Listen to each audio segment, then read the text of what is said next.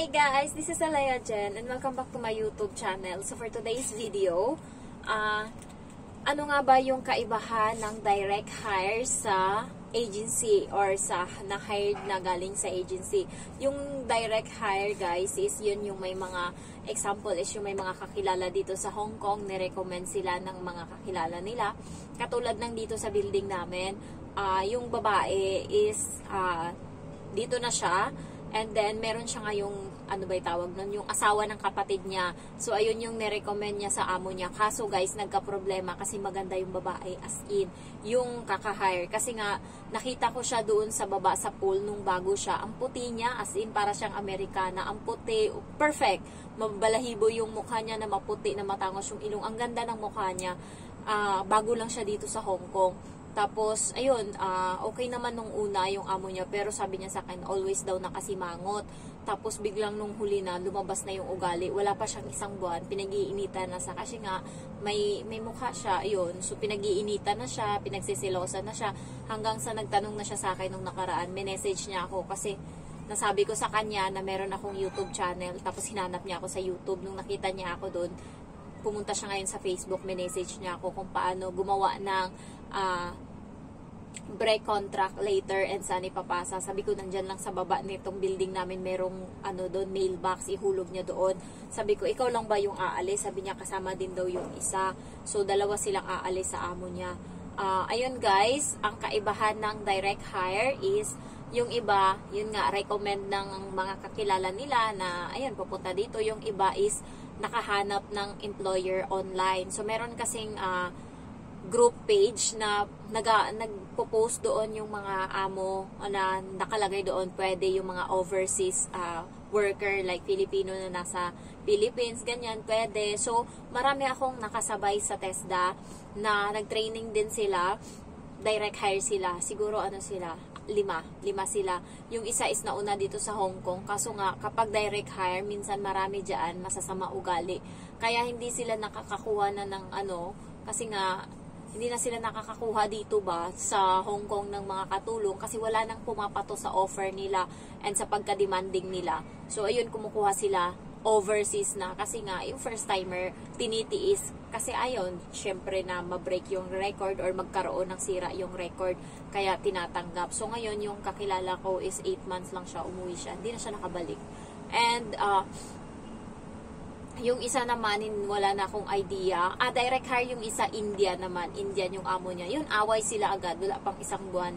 Hinamon niya na ngayon yung amo niya na, bila mo ko ticket, uwi akong Pinas. Kasi yun, bumabait yung Indian. Kasi yung Indian dito guys, mahirap silang makakuha ng mga katulong. Kasi nga, napakaano ng rules nila, bawal karne sa loob ng bahay. Mga Indian dito more on vegetarian sila. Next is bawal kang magluto dyan o magdala ng karne ng kung ano-ano sa bahay. Next is puro gulay lang ipapakain sa'yo and makakapanlambot siya ng katawan kasi syempre, ako nga, yung amo ko nga, gulay ng gulay, wala nang lakas, gano'n na lang yung amo ko. Hindi siya kumakain ng karne kasi nga ayaw niyang tumaba yung amo ko. Ngayon, hindi naman siya pumayat. Ang problema, tamlay talaga siya, wala siyang lakas. Kasi nga, mas okay pa din na merong karne kahit papano, diba? So, ayun, walang pumapatos. Kaya yung ibang mga Indian, kumukuha ng direct hire. Ngayon, yung mga dumadaan ng agency, yun yung may proper or legal na paper and mas nakatipid kasi sila minsan kapag direct hire kaya gusto nila, pero kung sa akin lang mas gusto ko agency kasi nga mas kung may complaint ka, may mapupuntahan ka, meron kang masasabihan. Unlike sa direct hire ka, wala. Ang ginagawa kasi nila, yung mga amo is naghahanap ngayon ng ka-tie up na agency sa Pinas, Sunlight ata sa Pinas. Sunlight, nasa Makati daw yan. Yan yung mga agency na mga direct hire. Doon sila pinapasok, doon sila nilalagay. So, yun yung nagpa-process ng mga direct hire sa Pinas.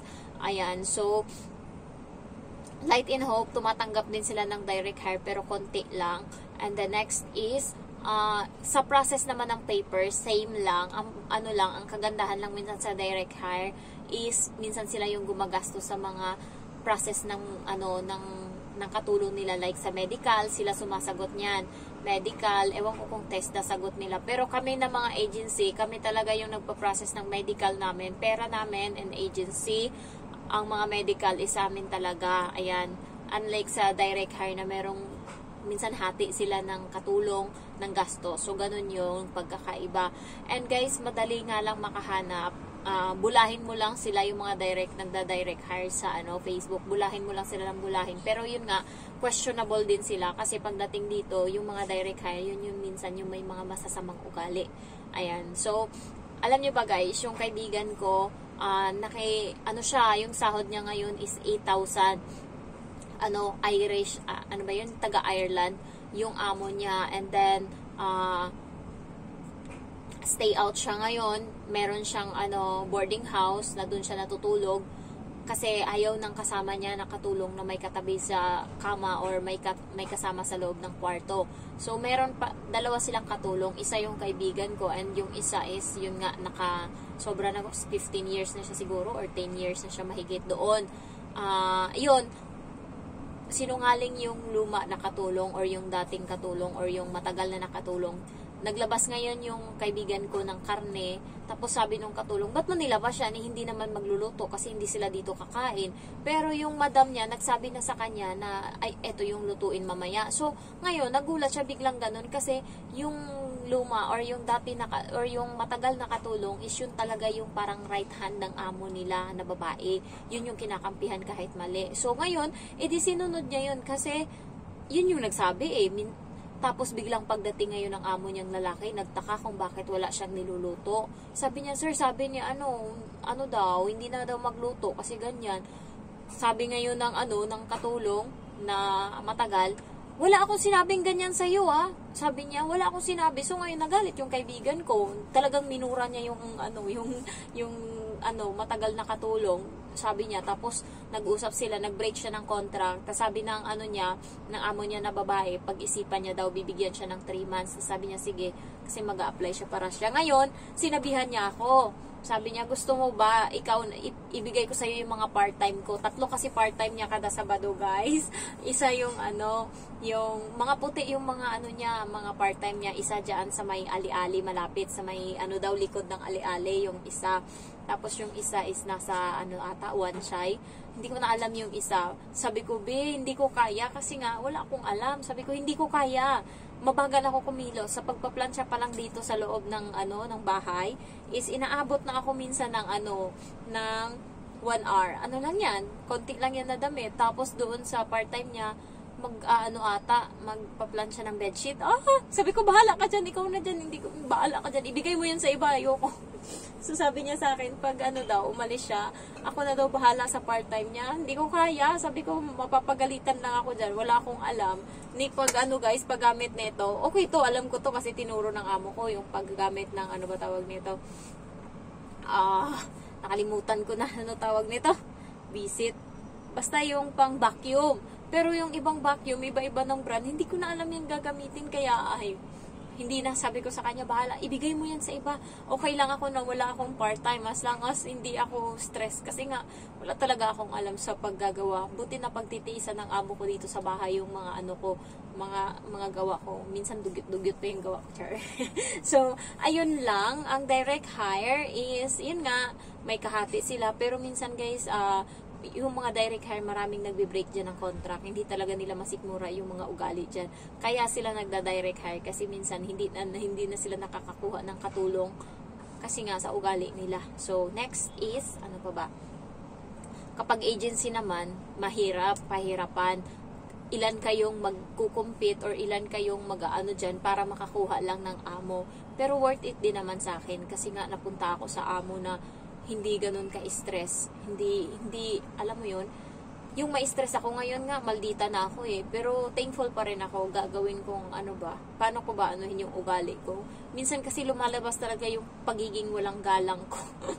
So, ayun lang guys, na-share ko lang. And masaya ako kasi nagbayad ako ngayon ng utang ko sa bangko. 5 months na lang yung isa. 5 months na lang. Maliit lang yan. Sa susunod, 4 months na lang yan. Susunod, 3 months na lang. Susunod, 2 months. Matatapos ko na siya. So, ang saya-saya ko lang. Kasi konti na lang, konti na lang. Makukomplete ko na yung sa bahay. Matutuloy ko na. And by the way, hindi ako gumala ngayon. Nagukay-ukay ako. And look, how much is this I have. Etong jacket ko is 10 Hong Kong dollar. Charon! Tapos, ano to, pang winter to, guys. Ito yung gusto ko, kaya pumunta ako kanina, lumabas ako. Kasi nga, kailangan ko ng jacket. Kasi yung jacket ko na pang winter, tinapon ko na sa basurahan nung nakaraan. Kasi ayoko na nun. Ito yung gusto ko, yung meron dito. Kasi pag naguhugas ako, nahuhulog to ba? So, mababasa siya kapag naguhugas ka ng winter. Pero ito, meron siyang lock. And kanina, pagpunta ko doon sa shop na yun, saktong isang sako na malaki, binagsak as in. Tapos tinapi ko yung Indonesian. Sabi ko, uy, kakabukas lang para na, sabi ko. Tapos nag-aagawan kami doon. Tapos nakuha ko to. Ayan o, pang winter siya. And the next is itong bra. 10 Hong Kong dollar lang to lahat. So, itong bra.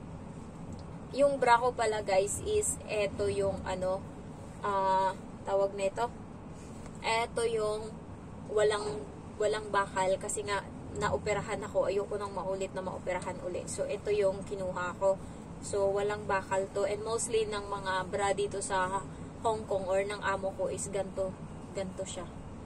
Ayan. Next is itong isang bra. Ano to? 3 kulay to. Isa lang yung pinili ko. Yung ano lang, yung maganda lang. Yung isa is maroon. Yung isa is parang green, dark green. So, 10 Hong Kong dollar. Ganda nito, guys. Trust me. Next is itong pajama. 10 lang to. Pang winter siya. Ayan. And then, may partner to siya na damit na ano din, na pang winter na ano. Tignan nyo. Eto. Diba? Ayan yung partner niya. Tapos eto siya. Ang cute-cute nito. And then, lastly, is etong suot ko ngayon. So, wala akong bra, kaya ano ko to, nilagay, pinatong ko tong jacket. So, ito yung last na 10. Marami na. So, naka 50 Hong Kong dollar ako ngayong araw. And meron pa doon kaso hindi ko na nakuha kasi nga sobrang ano na, madami na siya and nanghinayang na ako, 50 na kasi yung naubos ko. Mostly ngayon ng mga binibenta is more on pang winter na kasi nga ano na guys, palapit na yung tag-alamig. Kasi yung magfa-flight dyan, huwag na kayong magdala ng maninipis na damit kasi magwi-winter na kami dito. Bumili na kayo ng makakapal as in.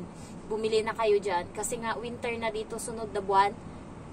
Malala na ang lamig. Kasi ngayon, hindi pa ganun. Pero nararamdaman mo na. Minsan, hindi na ako nag-aircon. Kasi nga, nararamdaman ko na minsan yung lamig. And, ayun, palapit na talaga. So, lahat ng mga shop ngayon, pinagpapalitan na nila yung mga display nila ng summer, ng pang-winter. Kaya, maganda ngayon mamili ng pang-summer na damit kasi mura na siya as in. Ayan. So, pero madami naman na ako. Marami na akong nabili ng mga pang-winter. So, ayun lang guys. Thank you for watching and I love you all. Bye-bye.